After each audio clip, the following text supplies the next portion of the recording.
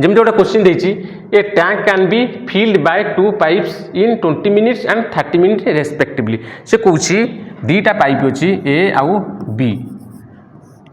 ए कौन करुच्ची गोटे टांकी को 20 मिनिट रे फिलअप करुच्ची बी कौन करुच्ची गोटे टांकी को 30 मिनिट रे फिलअप करुच्ची ठीक अच्छे फिलअप करूँ प्रथम आम कैपेसिटी बाहर करदे टांकीर कैपेसिटी केते 60 एफिशिएंसी केते 20 30 60 30 दुले 60 एर एफिशिएंसी 3 बी रो efficiency 2 where the tank was empty the 2 pipes were open after some time the first pipe was stopped and the tank was filled in 18 minute ता माने ये जो 18 मिनिट काम करिछि किए बी रो एफिशिएंसी 2